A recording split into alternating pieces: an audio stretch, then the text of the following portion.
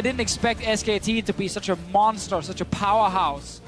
I want to see Elise left open now, and you change some of those bans, because I don't think Elise is that high of a priority over other jungle picks right now. Yeah, you had a look at it. It just looked like the coaching staff, Fly, tapped MLXG on the shoulder and was like, you're the man in the early game. If you don't go off this game, there's no way we're getting through it. I agree. Leave the jungle pool open and attack blank time and time again.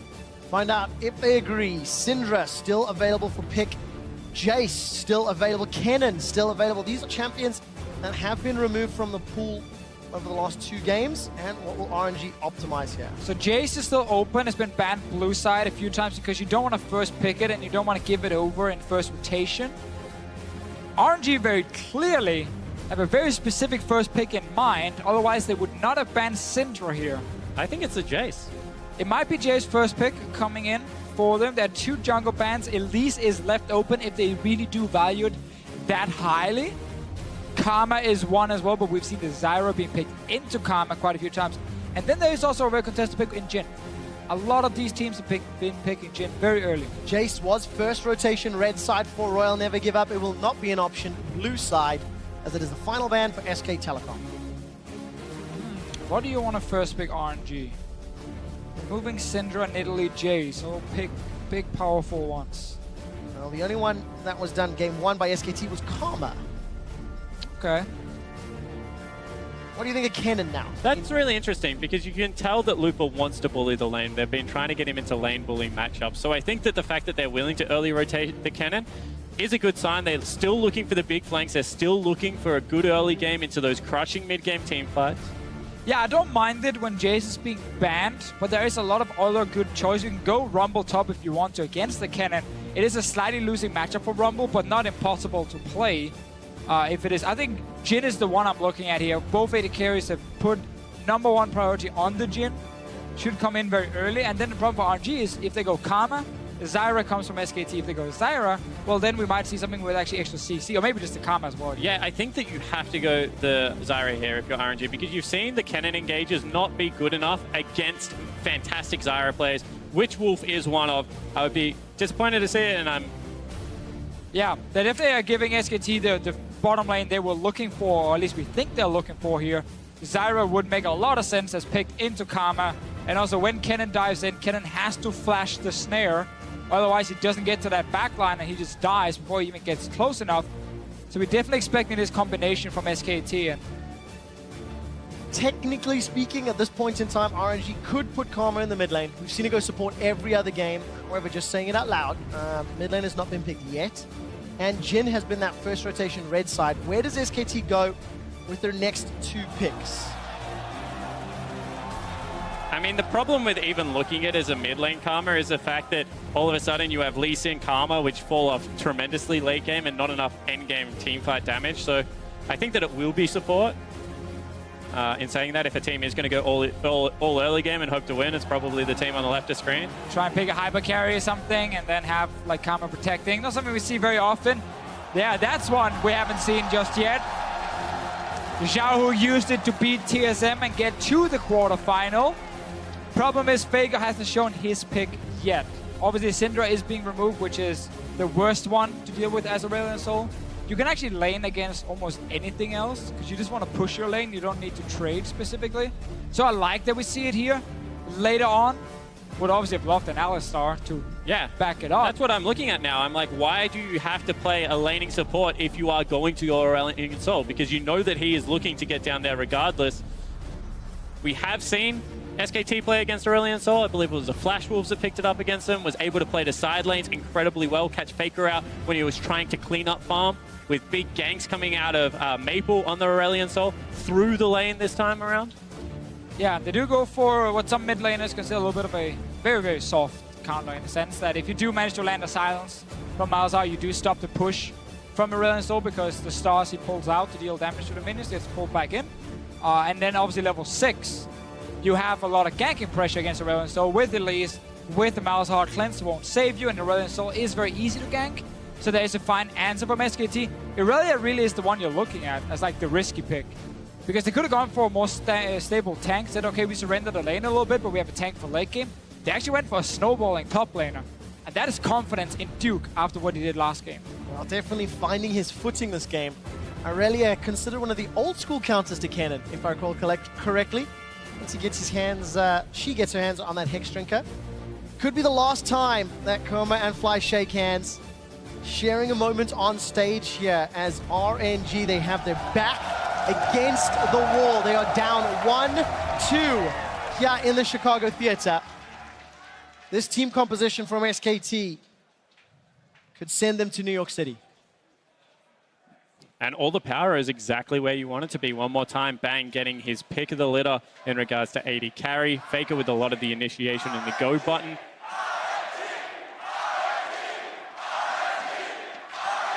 I think the crowd wants to hear Silver Scrapes. The crowd wants Royal Never Give Up to even the series. But that means they have to take down the behemoth that is SK Telecom. It also means they need to stop making stupid mistakes in the early game. Pointing it out, huh, Spawn? There it is, calling out RNG in the early game, but I definitely do agree because it's been a bit of a mess, especially from MLXG. He's on Lee Sin again. Time to get some revenge for him. I actually think RNG's draft is much better now than it was last game. We see the same bot lane 2v2. We see the Aurelion Soul now. Kennen is such a good top laner as well. I think there's a lot of positives now for them. There is indeed. Right now, Royal Never Give Up. They're invading into the jungle. Over on Riot Games 2, it is a Fog of War stream, but from the position of RNG, it could be the Nightmare stream. It could be a nightmare because Uzi's in trouble. Uzi's going to get face-to-face with Faker. Malefic Visions is ticking down. 300 hit points, flash, and heal. And I got a bit too excited, a bit too early. Uzi survived. Yeah, sadly for SKT, it's a little bit too early to get the damage down. Uzi can still recall and get back to lane full HP. Wolf can do the same. So nothing really major is going to happen. But look at 2 wards placed by RNG on top side. They're looking to invade and try and find Blank and Duke. See if they can pull off a surprise. 2 wards here. 1 on red buff, 1 on the crooks. Sneaky, sneaky. Looking at vision, SKT can't see Royal just yet. That invade earlier. They need the camp to spawn first and have SKT go onto the camp, and then you try and jump them. Oh, this could make or break it. This could make or break it. Sonic Wave doesn't find a target. Blank's continuing to back away. Kragzar gonna reset. Sonic Wave this time finds Duke. And Looper and MLXG, all they do is zone away the duo of SKT. And that's really interesting because Elise without a leash actually jungles one of the healthiest in the game. So the fact that that went awry is bad news. Oh, big damage. Once again, Jin Zyra versus Ezreal Karma. It's a lane matchup we've seen multiple times today. Same one every single game. They keep swapping. Blank will get his first camp. MLXG already killed the Grump, so he's slightly faster on first clear. Good idea to stop that Elise very, very early on.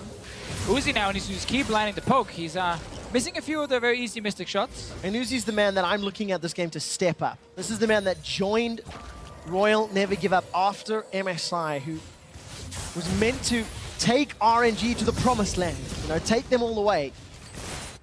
I mean, if you have confidence in any 2 players historically, Uzi and Mata, pairing them together should be a recipe for success and disaster for everyone else. And he is due an Uzi game.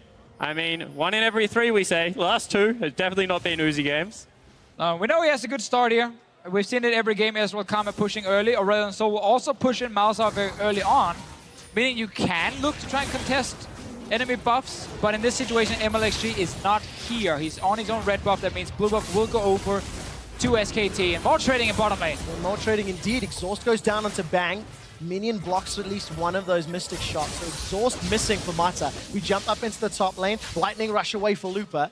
A lot of minions, so Duke realized he doesn't want that fight. And you just have 3 pushing lanes for RNG very early. SKT wants to complete like 1 full item, or at least get very close to the 1 full item before they really want to start taking over. Whoa, that's a lot of damage! Wolf is in trouble! Summoner heal's already been used! A flash from Uzi! First blood! Uzi and Royal! And Uzi and Mata come up huge. You said that they had to be able to execute on the knife's edge. They pick up first blood. Using the power of Ezreal Karma and the early levels, and this really is one of the beautiful things about this meta without any lane swaps. You get to see that 2v2 laning again and again and again between some of the absolute best players in the world. Let's see what happens. Everyone has summoners, except for Mata without exhaust. Wolf takes so much damage, and then the flash when it's already too late. Once that last auto already hit him, Uzi could just follow with his flash and finish him off. It's a gigantic target in the bottom lane. Uzi and Mata missing their flashes. Wolf, no flash either. And Xiaohu hoping to become Xiaohu on this Ace Soul. Lupa's going to be able to dash away. Equilibrium strike. Not going to get channeled because I think Duke was stunned up, in fact. And he comes away worse for wear in the trade. And actually good mirroring from MLXG this time. He read the gank. He actually gives some top lane security. Was able to come through lane if anything really did go awry there. And with a pushing mid lane, they really don't have to worry about this Aurelion Soul anymore. Xiaohu should be completely fine. He's already got his first back in. They're giving him over a blue buff. This should be a nullified lane if I've ever seen one, into a lot of side lane control. Moving already to top lane, MLXG prepped this gank by putting down an early pick ward, so he knows it's not warded in the river by Duke. In the end, they have to go back though, and we get to see Aurelion Soul win the lane early. Again, Malzahar is by no means like a counter pick to Aurelion Soul. It's just the silence really you have against, and then later you have that ulti to set up a gank and keep Aurelion Soul in place. But Aurelion Soul will always be able to push early and get the advantage. It's the second time we've seen Xiaohu leave that lane. Not really finding anything. Got himself that Dark Seal. Will be trading with Faker. Neither of them have their ultimates just yet. Star Surge connects onto Faker, but actually Malefic Visions plus those Voidlings means Xiaohu loses the trade. He's now got access to Voice of Light. Good chunk onto Wolf. But I think he got the ward there and has managed to back out. Bang, by the way, is going for the Goro build. He's got as many swords as he has bullets in his gun.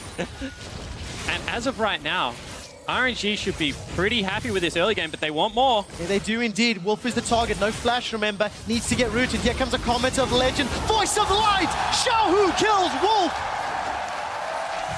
It is so fun to see Aurelion Soul just leave the lane, roam all the way down. Easy setup for RNG, catching out Wolf without the flash. Faker is sitting in the bush hiding. Not able to one-shot anyone at this point as a Malzahar. He needs way more items. And RNG will keep having the pressure early on at the 3 pushing lanes. And they need to keep snowballing this advantage. But this is what they need to do. They need to play calculated. 2 members moving down towards it. Mata calls out the target without flash. Overall, this is pretty much the perfect setup, and it's not over-aggressive. That's why it's great to see. Easily secured. Second kill for RNG. 1 for Uzi, 1 for Xiaohu. While that replay was going on, or rather while the fight was going on, Lupa and Duke also traded blows, both of whom used their ultimates. Lupa marginally ahead in CS, I think, as you expect in that matchup. And very early boots picked up for Xiaohu. He's gone for those Merc Treads, along with that Dark Seal. We just have to go back to that gank. A little bit of disrespect, honestly, from the bottom lane of SKT. They actually saw Xiaohu leave the mid lane, and he was spotted on this ward you see right behind the Dragon Pit. Pinged by rest of SKT. Yet they stayed and fought. Mata getting caught. A lot of damage indeed. No flash available, but the root, I think, caught out Bang. Prevents him to chase further forward. Dancing grenade dances onto Mata. And he's going low. You Danish now? Yeah, just a little bit. You got the potato in your mouth? Trading back and forth. Uzi's got access to True Shot Barrage. Bang. Very, very close to that curtain call. Mata's going to be careful because a couple shots could result in him going down. Same thing again, though. You get a few attack damage items on the Jhin. There we go. Curtain call is fired. 1 and 2. Uzi's body blocking the 3rd and the 4th shot. Summon a heal used just in case. But again, Jhin taking over the lane more and more once you have some AD under your belt. Tier doesn't help Uzi at this point. It's going to get pushed in by SKT. And now it's all about Aurelion Soul and if he can roam again. And it actually looked like Uzi was just refusing to leave lane with that heal. He wanted to stay topped off, so he's not in dive range, and they can still allow him to get some farm. Now going for mid lane gang. They are Comment of Legend. Going to get cancelled. Voice of Light flashed away from. Faker did not want to get CC'd. And let's just highlight how Xiaohu is setting all these plays up. He leaves the mid lane every time. So he goes into the river where there's no vision, and then he starts using his tools here to kind of get behind SKT. There he tries to sneak behind Faker by first being out of vision. Faker doesn't know if he's going to the bottom lane, if he's going to the jungle, if he's going back to mid lane. He actually doesn't know. And then Aurelion Soul can just show up and surprise you and force another summoner. It's 1,000 gold lead as we're getting closer to 10 minutes. Towers slowly being chipped away from, not quite as drastically as we saw earlier in the series. But I think a lot of credit to RNG. They've made adjustments to their pick and ban. They've got no room for error, and they are playing proactively. You know, they are making the ganks, they are moving to multiple lanes, and they've got themselves the type of advantage which actually has led to wins for both teams when they've got early game leads. Certainly has. However, this is what the team comp is designed to do, and you have to say one more time, the Malzahar pick in particular is just meant to stall it out. So looking to weather the storm, and RNG need to make sure that is not the case. Lupa gets jumped on, Cocoon flashed away from. Lupa respecting the potential. And I want to see some of these newly bought pink wards here from RNG placed in that river. Literally set up 2 pink wards on either side of the river and just allow the Aurelion Soul to go to both sides, unspotted. Just allow Xiaohu to leave lane and constantly put pressure, because it's always like, it's the implication that, oh, Aurelion Soul could go bottom lane, could go top lane whenever he leaves that mid lane. If you don't have vision in the river, you're going to have to play passive every single time. So I want to see these pink walls being placed at least in the river a bit aggressively and actually set up more roams, because you want to keep playing aggressive as RNG. You want to keep setting up tower dives. And that's the whole point of the composition. You have a look at the Lee Sin, you have a look at the Aurelion Soul, and the fact that bottom lane is playing up and continuing to burn flashes. You want to move into the river enough times that you can pull the trigger on that big play, get the first blood turret gold again, as you did in game number 1, and open up that map. Talking about first blood turret gold, Uzi's got himself man immune already. Wow. Point blank, or rather single target. True shot barrage means Bang gets chunked down. And taking control of that lane again. Bang and Wolf, despite giving up a kill, they were sort of, you know, dictating the tempo of the lane. Got returned.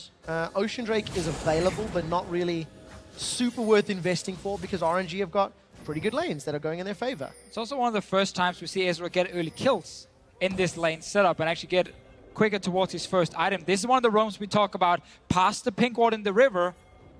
There is another ward placed very smart here by SKT just outside of the pink ward vision. That ward also spots the Aurelion Soul roaming, and now they can try and respond in bottom lane. Mata saw the ward going down, so knew that Blank was around, or rather a threat was around.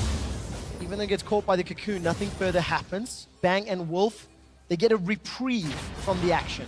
But it all started with, again, that little ward just north of the mid lane, near that tri-bush, or sorry, near the pixel bush. Spotted Aurelion Soul, and then they tried to do something bottom lane. Baron is not started, it's the dragon, and they're not going to kill the dragon.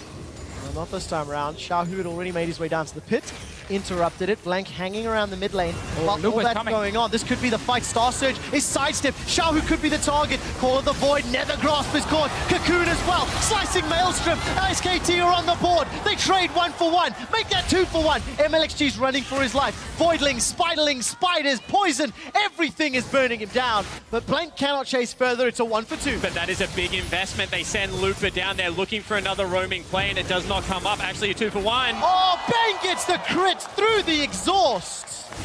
Ouch. That one hurt. Yeah, Mata did not expect that much damage with the exhaust up, and suddenly SKT pick up a lot of kills. This was actually RNG who started the play in mid lane. They roamed Lupa down because Vega had no flash. Destroys the passive, misses the stun, and now Xiao gets on the tower, gets locked down. 2 CCs landing, he dies. Yes, Vega goes down in the end, but there's 2 guys dying with him. Oh, it's not done yet. Uzi actually was caught by the exhaust. Forced to run away, and all that positive goodwill and advantage has been equalized. SKT close the gold and get the dragon. And a couple of little communication errors. I mean, Kennen has to be much quicker on that ultimate to break. The ultimate is going to come out of Faker, because you are expecting the turnaround to come at some point, and it looked like they were trying to save cooldowns in a situation where they didn't have to. Yeah, it definitely seemed like once the stun missed from Xiaohu, they're like, oh, okay. One guy's like, we're not going for it. The other guy's, no, we're definitely going for it. And then suddenly, you don't coordinate it properly. There was no flash for Lupa either, so there was really no escape plan. It was like going for the kill. Once you miss the stun, are we still going for it? And can we actually get the kill and get out? Clearly not. That means that RNG give up more kills where they didn't need to. MLXG snuck his way up into this top lane. Blank is going to be a little bit late, jumping into the middle. Stun does connect onto Faker. Celestial Expansion burning him down. Voice of Light. Celestial Expansion. Nethergrass locks down Xiaohu. Here comes Wolf. No flash available. Malefic Visions is burning away. Faker and Xiaohu escape with their lives. And this is the difference between the two teams. They didn't know where the Lee Sin is, so they don't go for the play. Now maybe onto Lupa. Lupa's in trouble. Cocoon, but he gets off the slicing maelstrom. There's so much damage. Oh, look at forward. MLXG. He's still alive. Oh my God, What MLXG! on earth was that? And they tapped him on the shoulder, and MLXG has come to this fourth game to play. He comes up huge. That was so huge. Everything looked terrible. Lupa would have died. We have to see a replay. The spicy hot pot shows up, gets the kill, gets tower first blood as well. These are the kind of plays that can win you a game because that looked so risky at first. Let's see it again. Duke and Blank together.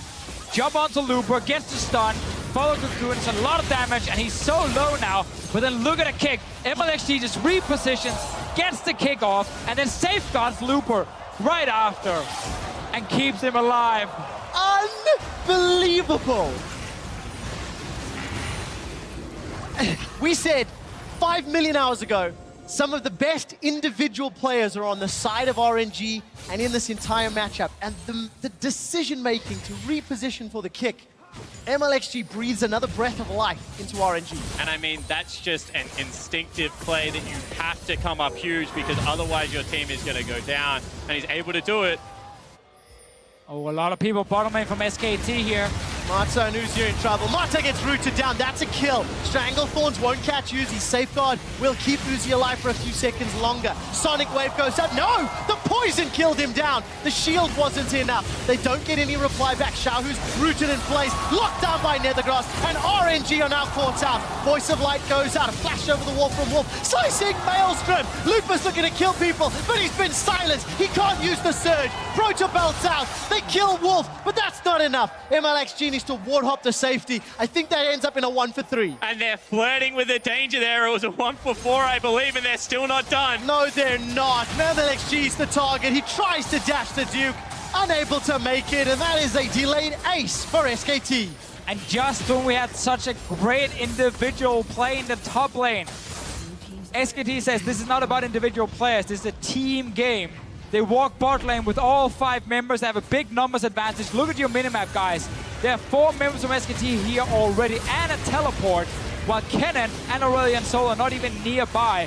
Uzi even dies because of the spider exploding in his face. And you have a look at this. This is one of those team fights where you can turn on a dive. They look for the play. Big kick one more time. If that's where Lupa goes, you can maybe look to win it, but miscommunications, good silences out of Faker, and they're just able to stick with the play. SKT have some great players in their own right, and they take it to RNG there. Faker hits every single call of the Void. And RNG, go ham or go home. Maybe it's go ham, then go home. That's the playstyle they've opted into, and they're now down 1,000 golds.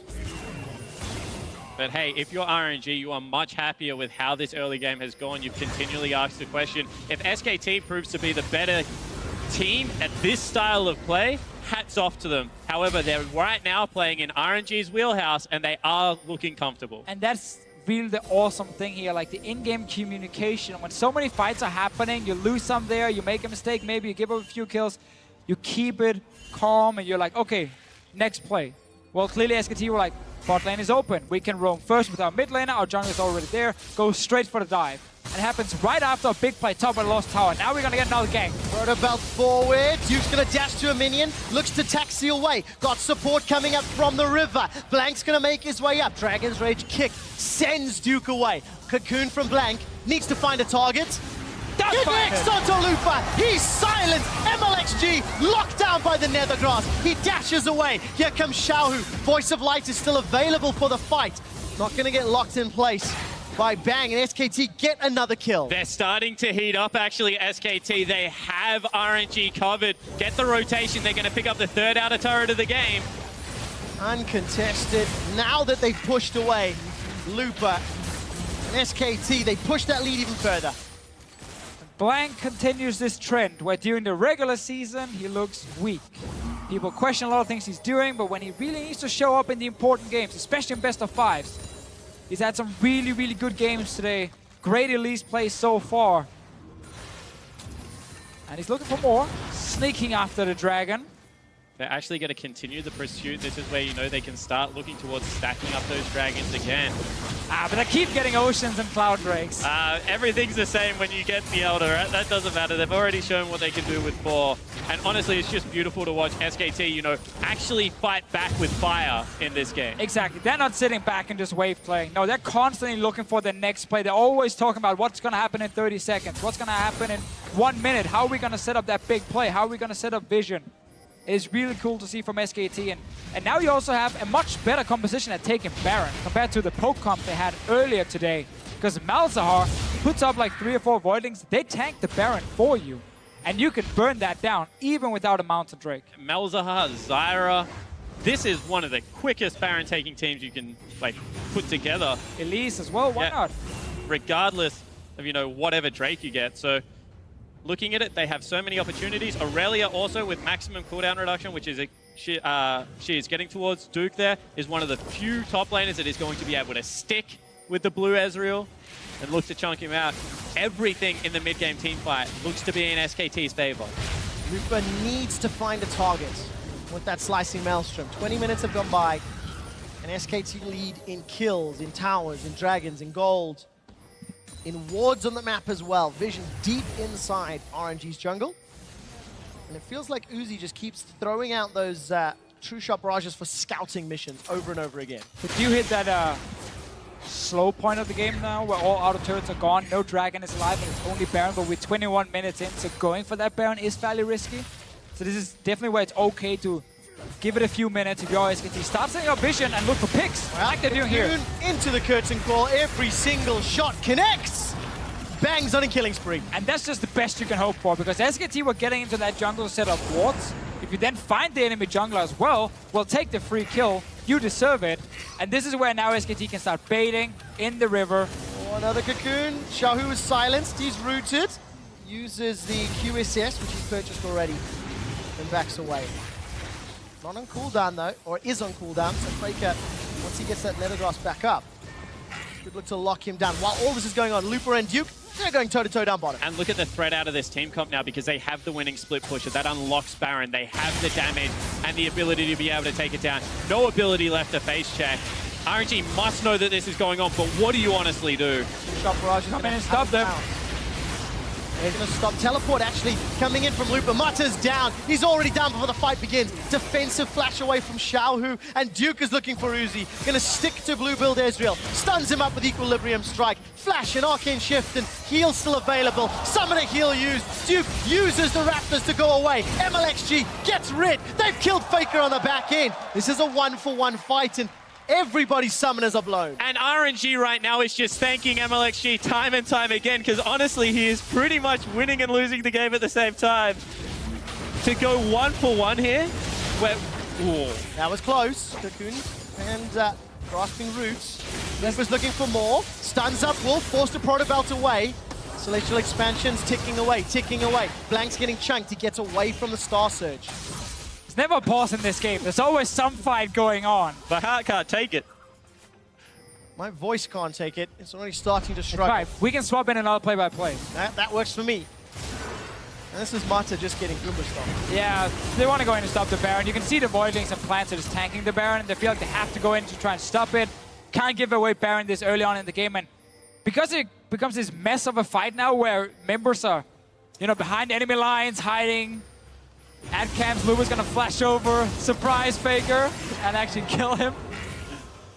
That's really nicely played though. For a little split skirmish 2v2, to come up trumps like that. I mean, we have so many nice skirmishes in this game. This mechanics being tested left and right. SKT opted into the madness of that fight, got pulled across multiple directions, and it ended up going more even than maybe you would have expected. Martin and MLXG, they're looking for a play. They've jumped onto Wolf, flash for flash. True Shot Barrage even thrown across to try and tag him. Now, there's definitely still a big chance for RNG to win team fights, despite being down 4k gold. I think later on it gets even harder in this game. Aurelion Soul, when it comes to like scaling and late game, really needs to be ahead to be that impactful in team fights. But he is getting towards his rallies. Once he gets that one item completed for himself, they can actually look to win some fights. But it's a very short window, and if SKT gets Baron, it might be game over. And the LPL teams do like to talk about Aurelian's Soul's control that he brings to a game. Not necessarily the raw damage output, but the fact that you're always able to stay up in that front line, you have the slow field, and it keeps Uzi safe. So that's what you have to look for. Not necessarily the damage numbers, but if Uzi can hit those skill shots, then they can still look for the late game team fight. And that's what Xiaohu and Uzi have to do. They've got no more room for error. Sonic Wave onto Faker, followed with the resonating strike. The kick comes out. Faker is exhausted. He's going to go down shortly. The damage comes out. It's Marta that secures it, I believe, with the Ignite. Now Xiaohu's running for his life. The exhaust will take him down. Curtain call tags Marta. MLXG on the back end. There goes Duke. Uzi was zoned away. Marta's down. 3 kills for SKT. That was actually a nice setup by MLXG. He managed to tack the Sonic Wave onto Faker, destroyed the passive, then followed it and kicked Faker back because there's no flash on the Malzahar. Problem is, the rest of SKT were already there, and the one guy was missing. Well, that was Duke, and he was busy taking down Uzi. And that means it's actually going to open up the Baron play, the one play that RNG wanted to stall out, did not want to give the opportunity for opportunistic, but you have to say that the SKT line... Wait, why are you back? Oh, they're waiting for Faker, they're waiting for Faker. Don't worry, wait for Faker. That's amazing. Real shot calling. That's the power of a shot caller right there. That is amazing. 5-man Baron. Well, when you've been the best player in the world for many, many years, you get certain perks. Like, hey, don't kill that Baron before I'm alive. It's only 5 seconds. That's a Reaper from 4. Really good play by MLXG, and Faker tries to ulti the Lee Sin just before he kicks it back. Sadly for him, not in time, and he does go down, but the rest of the team can follow. And this is the thing, you see Aurelia on the back end of the team fight looking for the big flank. Uzi's been chunked out, and then Duke just gets reset after reset and is able to dance around everyone as you want to be able to do on Aurelia, and this is what happens when she hits that mid-game spike. She is not yet late game where she begins to fall off. Yeah, that's kind of the important thing. We highlighted earlier how RNG were winning every lane early on, and they were pushing every lane. The problem for RNG was when they gave away 3 kills to SKT, it kind of evened out that advantage. And SKT, once they got out of the laning phase, got 1 or 2 items completed, have just been able to take over the game and win fight after fight. It really got past her early start against the Kennen. Malzahar got to 2 or 3 items, and he's a monster now. And you can just see it is not good enough to win early game versus this team. You have to be able to win multiple stages. You have to be able to close them out and play consistent League of Legends. You can't make mistakes. Get the advantage, keep the advantage, don't hand it back. How on earth do you look to play against SKT? They've played slow, they've played fast, they've played aggressive. And that's just in this series. SK Telecom are moments or minutes away from guaranteeing their flight to New York City. And joining another Korean squad in the semi-finals. Bang's flashed away, GLP is used to slow him down. Very good star search, Bang's still alive for a few seconds. Oh! Bang gets one back. They trade 1 for 1. The rest of RNG now have got to peel away. Faker's pushing down in the bottom lane. He gets the tower. And this is the problem when you don't actually get a big advantage for it. When you allow the side lanes to continue to spill over, it just means even though it's a 1 for 1, you're still losing out on overall map pressure. Everywhere. Duke's going to take a tower top. The rest of the team gets a tower middle. And that's number 5 falling over. Duke makes it number 6. There are no outer turrets remaining. And once again, you just have to look at SKT and honestly be scared for everyone else right now, because you give them anything and they are the masters at punishing. They are indeed. MLXG's looking for Faker, gets the kick backwards. Uzi's getting the damage. Very good call of the void. That silences everybody. Slicing Maelstrom just for Duke. He moves towards Faker, gets the stun, but it's MLXG that's down. Duke is running amok. Uzi's running out of mana, and Lupa goes down. Xiaohu, Uzi, and Mata left standing against 5 members of SKT. RNG's trying again to look for the fights. They're trying to fight their way back in this game, but sadly for them, SKT simply outplaying them and have a massive advantage at this point. Every single member is ahead in gold. And RNG, they have to pull off a miracle. They certainly do, and you see one more time, they're looking for the play. They speed him up, sending in get the kick one more time to break the ultimate because it's buffered. Unfortunately, however, Lupa's not able to get access to that backline. The discipline play out of SKT, and Duke is just way too big. Royal never give up. Look to be leaving Worlds 2016 the way they came in.